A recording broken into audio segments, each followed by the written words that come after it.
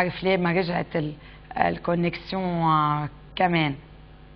هلا اللي حلو كمان كثير انه دكتور لاتوش صار مرجع ب 30 سنه بباريس، لان ما بيستقبل بس يعني ناس من فرنسا، ولكن كمان من الشرق الاوسط، من امريكا. هو هالشيء كمان بيكتبوا بكتابه كمان. ولا ميديسين استيتيك ولو جيد اشد لا شيرورجي استيتيك، هودي كمان يعني موسوعات وقاموس عن هالموضوع كتب عنه، لانه هو معروف كثير في يعني بهالموضوع. من هيك طلبت يعني اكيد اشات اللي هي دار نشر عالميه فرنسيه عالميه من الحكيم دكتور اكزافييه، مع انه كان معنا له ساعه اونلاين، ولكن ما بعرف ليش هلا ايام بيصير في بروبليم دو كونيكسيون. مثل ما فسرنا انه في ايام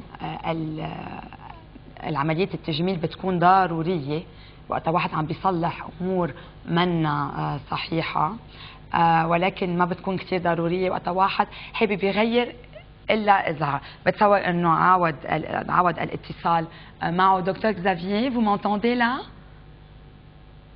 Oui, cette fois-ci, Karen, je vous entends de nouveau. Très bien. Excusez-nous, ça doit être aussi un problème de connexion. Donc, je vous avais posé la question que vous avez donc publié un livre avec le psychiatre et psychothérapeute Dr Alain Rothenberg, donc dans lequel vous dites qu'il se doit au chirurgien donc de soulager la souffrance du patient. Là, vous parlez d'une souffrance physique ou psychique ou des deux?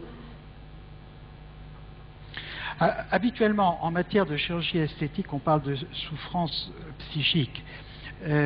Et cette souffrance, elle est quasiment constante.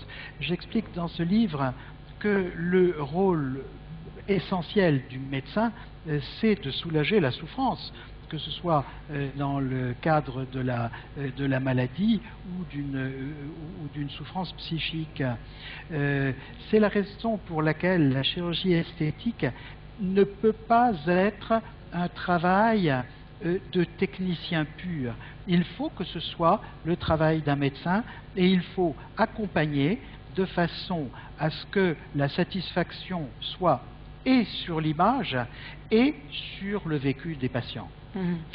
كان بيقول انه هو اللي بيجوا لعنده تيغيروا شيء بمظهرهم الخارجي بيكونوا عندهم عم بيتوجعوا اكيد من الداخل مش من الخارج. من هيك بيقول انه هيدا مش عمل تقني اللي بده يصير، عمل طبيب وملاحقه اكيد مع طبيب كمان نفساني.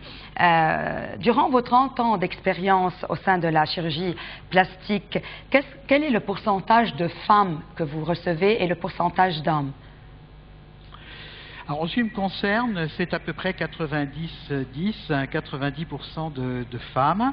Le pourcentage d'hommes demandeurs de chirurgie esthétique est en progression.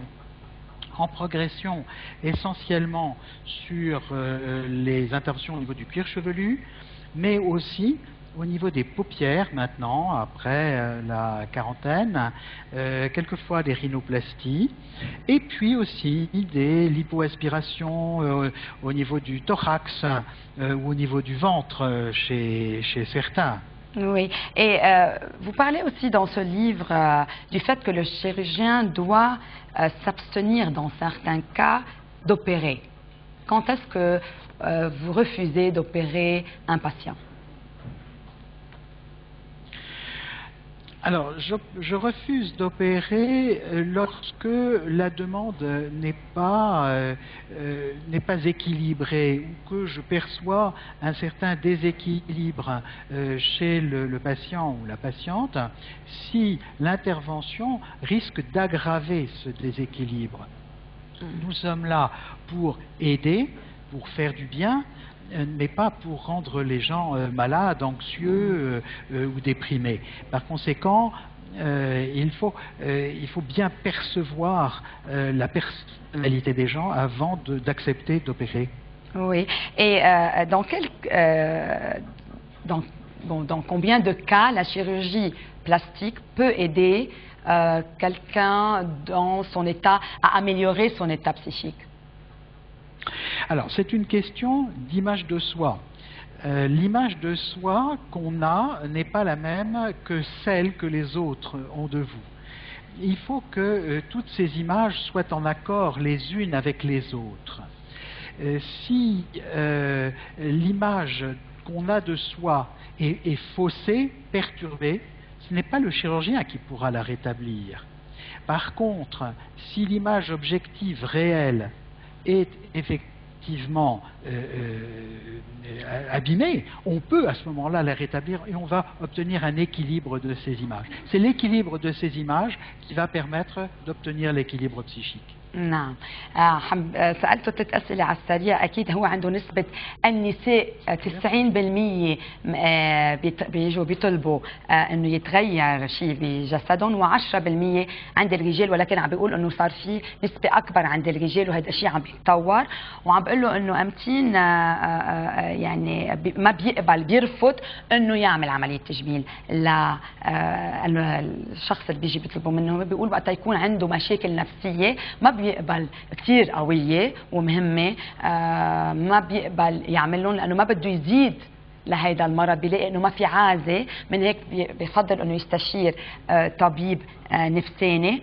وكمان قلت له امتين عملية تجميل ممكن تساعد شخص انه يصير مرتاح بالناحية النفسية. قال انه لما يكون هيدا الشخص عنده صورة مكتملة عن حاله، عنده ثقة بنفسه ولكن عارف حاله شو رايح يغير، مش عنده صورة يعني اذا فينا نقول محطمة عن شخصيته، هون بيكون لازم يروح يشوف حدا اكيد مختص بالعلم النفس، مش عنده يعني أكيد.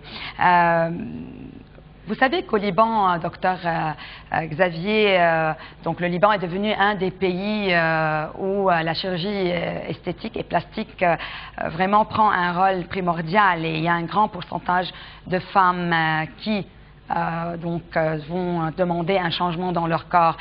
Est-ce que vous avez par hasard des Libanaises comme patientes chez vous? Bien sûr, on ne veut pas savoir qui elles sont, mais si vous avez. Et quelles sont vos remarques vis-à-vis de la société libanaise? Alors, je connais très bien la société libanaise parce que j'ai opéré pendant plus de 15 ans en Côte d'Ivoire et au Sénégal, où la diaspora libanaise est extrêmement bien représentée. Et donc, j'avais là une clientèle libanaise extrêmement importante, donc je connais bien. Et je pense que les femmes libanaises ont un grand souci de leur apparence, et d'ailleurs dans l'ensemble elles sont fort belles, donc elles ont envie d'entretenir, et ça me paraît très très bien.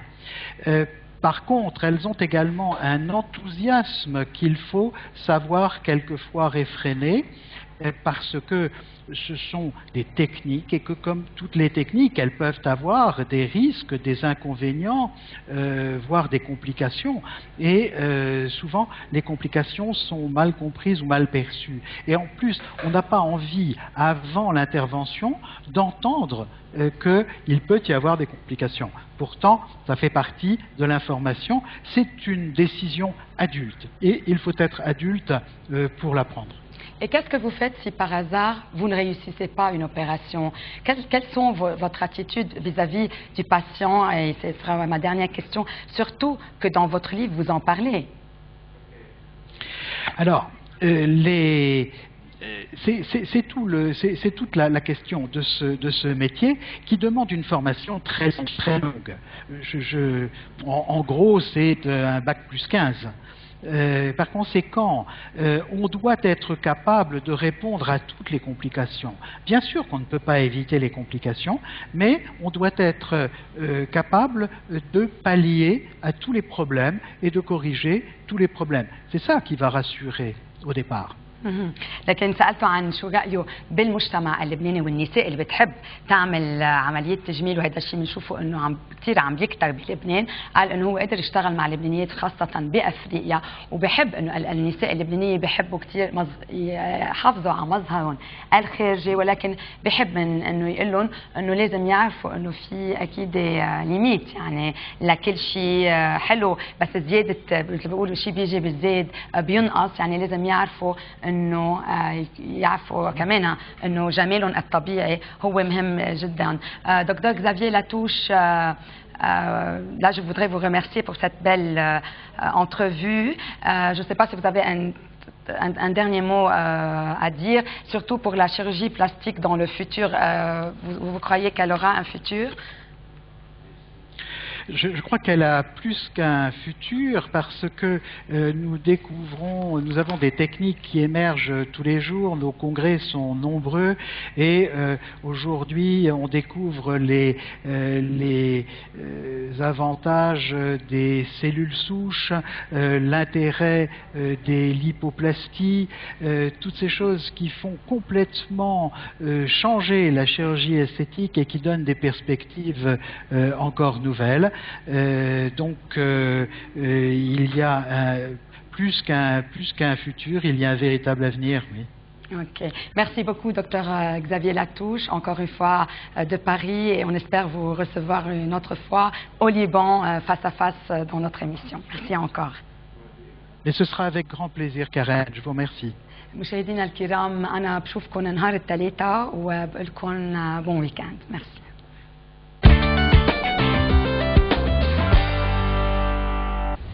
كشافة التربية الوطنية فوج الخنشار الأول